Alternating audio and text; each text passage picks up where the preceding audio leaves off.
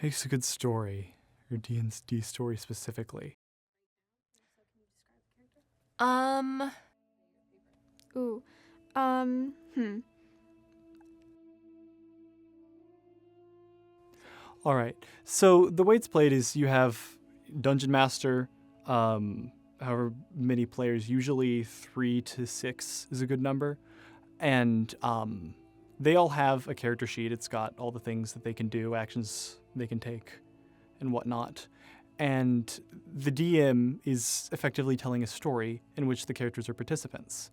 So the DM controls the narrative, they control the NPCs, they control the world, all that.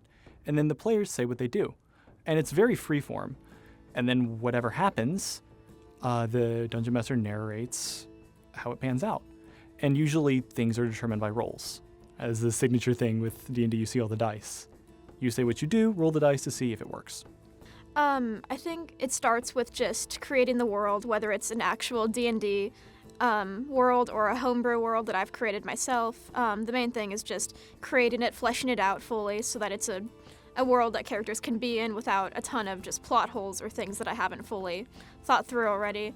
And then after that, I like to create the dungeons, the things that will happen in the world that will cause conflict for the player characters, whether that's dungeons or bosses, monsters, things like that. I'll create them, I'll come up with their stats, put them in the places that I want them to be in. And yeah, I pick the thing that I want the players to be doing for that campaign. Usually the end goal is to fight some big monster, but usually there's other smaller goals along the way as well. So I just plan all that stuff out. But the thing about DMing that you don't really fully know until you've DM'd for a while is that you can have everything planned out fully, but your players will still do stuff that you don't intend them to do or think that they're going to do. So there is a lot of improv as well. You can plan out a really well-planned session, and it could go completely off the rails. So you have to keep that in mind as well, of not everything is going to go exactly how you want it to go. I think there's a lot of different ways to Dungeon Master, but I think some of the things that are really important is that versatility, is being able to figure out what to do when the group doesn't do what you meant to do. I mean, some of them is things like improv and figuring out how do I do something suddenly when it's not what I expected. And as a Dungeon Master, it's encouraged me to think a lot deeper about the things that I create, because I have to not just understand how they work in the way that I'm intending them to, but also how do they work if something different comes up. Nice thing about playing a role-play game like D&D is that you get to play a character in it, whereas if you're just reading a book, you're reading about these characters, but there's something cool about being in that book, being in that world. The barrier of entry isn't as high as people think it is. People seem to still have the stereotype because there's dice that it's a lot about math and optimizing character sheets. It's really not.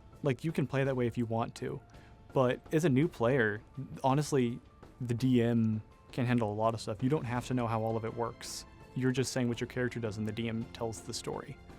And then as a DM, it takes a lot of investment, and your job is both to have fun yourself but also to make the players have fun. In a D&D setting, a good story is one where, for one, you see indications of things that are going on at the end from the beginning. So kind of like a good detective novel or something. It's the kind where there's hints throughout that you might not realize are hints until you get to the end, and then you look back and you're like, wait, that person said that thing because of that thing, and I didn't know that that was a thing. And so that's really cool. So part of it is just to have that perspective, but also to have the story be rigid enough that there's those indications, but fluid enough that people they don't feel like they were forced into the story, but they feel like they chose the story, and they chose the outcomes. It's ones that the players are at the center of. It shouldn't be about your world and the players are just going through it. It's about the players, and your world is kind of the backdrop. And their characters doing things that make them feel special, make them feel excited, make them feel like they overcome very tall odds. They're using their strengths and they're shaping this world. And through that, a story kind of naturally develops. And it could be a mystery, it could be an epic fantasy, it could be like a gritty, grimdark type thing. But so long as they're driving it forward and being co-creators in the story, it's going to turn out well. I think as a DM, when my players get really into the world that I've made, I really enjoy that. I've had players make art of their characters and just the scenes or the things that I've come up with within the world. And when people talk about it outside of session, or I can tell they're excited to come back for the next session, I find that very rewarding as a DM. And I think as a player, just the community, the collaboration, just being able to fight these cool monsters with my friends and just have a good time while doing so. It's a decent amount of responsibility, but it's a really good payoff.